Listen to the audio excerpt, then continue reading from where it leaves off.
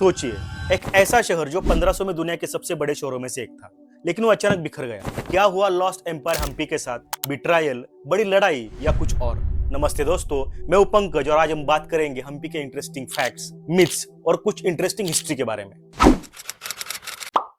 हम्पी, जिसे पुराने समय में विजयनगरा कहा जाता था, 14वीं सदी से 16वीं सदी तक दक्षिण भारत का ही सबसे बड़ा कैपिटल था। ये सिटी तुंगभद्रा नदी के किनारे बसी थी और 4100 हेक्टेयर्स में फैले खंडर आज भी बताते हैं कि ये कभी कितना बड़ा और समृद्ध था। विदेशी यात्रियों, खासकर पोर्तुगीज और यूरोपियन क्रॉनिकल्स में हम्पी की समृद्धि के बारे में लिखा है। डोमिंगो पायस और अन्य ट्रैवलर्स ने सिटी के मार्केट्स, इरिगेशन और ट्रेड्स का जिक्र किया था, जिससे पता चलता है कि विजयनगरा न सिर्फ रिलीजन पावर था बल्कि इंटरनेशनल ट्रेड्स में भी एक्टिव था। अब थोड़ा आर्किटेक्चर के बारे में बात करते हैं। सबसे पहला है विट्ठल टेम्पल। विट्ठल टेम्पल का स्टोन कैरियर, म्यूजिकल पिलर्स, विशाल मंडप, इन सब ने सिटी की आर्टिस्टिक रिचनेस दिखाई। एएसआई और कंजर्वेशन रिपोर्ट्स में पैलेस कॉम्प्लेक्सेस, वाटर स्ट्रक्चर्स और टेरिकोटा फिंट्स का जिक्र मिलता है। मतलब अर्बन प्लानिंग और इरिगेशन टेक्नोलॉजी पर भी काफी ध्यान दिया गया था। अब इकोनॉमी के बारे में बात करते हैं। Agriculture, crafts, coastal trade links और विदेशी मर्चेंट्स सब ने मिलाकर विजयनगरा को एक कमर्शियल हब बनाया था। कुछ हिस्टोरियंस ने यह भी कहा कि 1500 में ये दुनिया के सबसे बड़े शहरों में से एक था। लेकिन सबसे बड़ा क्वेश्चन है कि विजयनगरा यानी हम्पी क्यों गिरा? अब इसमें सबसे आम एक्सप्लेनेशन है कि बैटल ऑफ टेलिकोटा, जो 1565 में हुआ था। विजयनगरा की फोर्सेस और गठबंधन के बीच हुआ भीषण युद्ध में रामा राय मारा गया और कैपिटल पर हमला होने के बाद शहर को लूट लिया गया। इसके बाद अधिकांश नेताओं ने शहर छोड़ दिया था। लेकिन हिस्टोरियंस और रिसेंट रिसर्च के बारे में सिंपल कहने से पहले डिटेल्स जानते हैं। ये सिर्फ एक बैटल नहीं थी, कई कारणों का ये कॉम्प्लेक्स मिक्स था। Political isolation, internal rivalries, cavalry war technology gap और इकोनॉमिकल फैक्टर्स। कुछ स्टडीज ये भी बताते हैं कि डिस्ट्रक्शन का पैटर्न पूरे शहर में यूनिफॉर्म नहीं था। कुछ रिलीजियस कॉम्प्लेक्स से ज्यादा डैमेज हुए, पर कुछ इलाकों में कंपैरेटिवली कम। इसका मतलब ये है कि कॉम्प्लेक्स सिस्टम इनहेलेशन जैसा नैरेटिव थोड़ा सिंप्लीफाई किया गया है। अब मिथ्स वर्सेस फैक्ट्स के बारे में बात करते हैं। एक मिथ ये भी है कि हम्पी को पूरी तरह से नष्ट कर दिया गया और हर चीजें खो गई। लेकिन फैक्ट्स ये है कि बहुत कुछ रून हुआ, लेकिन कई स्ट्रक्चर बच भी गए। और आर्कियोलॉजी से पता चलता है कि कुछ पैलेसेस और वाटर सिस्टम्स इंटरनेशनल डिस्ट्रक्शन जैसे नहीं दिखाते हैं। मतलब कुछ हिस्सों को छोड़कर पैमाने और फोकस अलग था।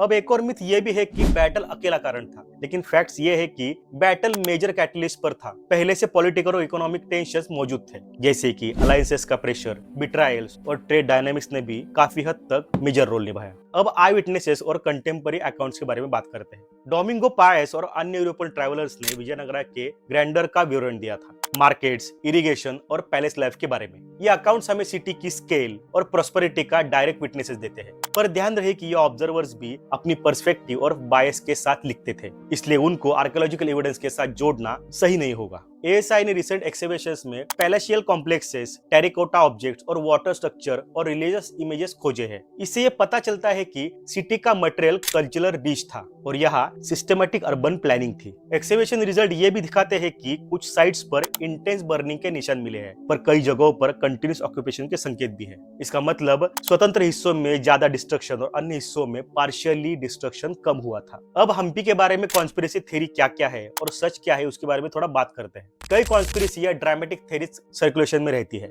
जैसे इंटरनल बिट्रायल से सिटी डेलिबरेटली रून कर दी गई, पर सच्चाई ये है कि हिस्टोरिकल इवेंट्स कॉम्प्लेक्स होते हैं। टेलिकोटा ने कैटास्ट्रोफिक ब्लो किया, पर लॉन्ग टर्म डिक्लाइन में मल्टीपल फैक्टर्स शामिल थे, जैसे कि मिलिट्री डिफीट, पॉलिटिकल फ्रैगमेंटेशन और इकोनॉमिकल शिफ्ट। इसीलिए ड्रामेटिक सिंगल कॉन्स्पिरेसी एक्सप्लेनेशन भी काफी कम कन्विंसिंग मानी जाती है। लेकिन आज हमें हम्पी के बारे में क्या क्या सीखना चाहिए? हम्पी की स्टोरी सिर्फ एक पुरानी ट्रेजेडी नहीं है, ये अर्बन रेजिलियंस, कल्चरल क्रिएटिविटी और हिस्ट्री की फ्रेजिलिटी को दिखाती है। मॉन्यूमेंट्स हमें बताते हैं कि बड़े एम्पायर्स भी सडन चेंजेस से प्रभावित हो सकते हैं। तो कंक्लूजन ये है कि हम्पी केवल लॉस्ट एम्पायर नहीं, ये एक डॉक्यूमेंटेड फॉल, आर्कियोलॉजिकल एविडेंस और कंटेम्पररी अकाउंट्स का मिश्रण है। बैटल ऑफ टेलिकोटा ने कोलैप्स में बहुत बड़ा रोल प्ले किया, पर पूरा ट्रूथ मल्टी कैजुअल और न्यूट्रलाइज है। अगर आपको वीडियो अच्छा लगा तो लाइक और शेयर जरूर कीजिए और हमारे चैनल को सब्सक्राइब करना ना भूलिए। और हमें कमेंट में बताइए कि हम्पी के बारे में आपको सबसे ज्यादा इंटरेस्टिंग फैक्ट्स क्या लगे, और हमें कमेंट्स में ये भी बताइए कि हम्पी में कौन सा मॉन्यूमेंट्स आप देखना चाहोगे। मिलते हैं अगले वीडियो में, तब तक के लिए गुड बाय।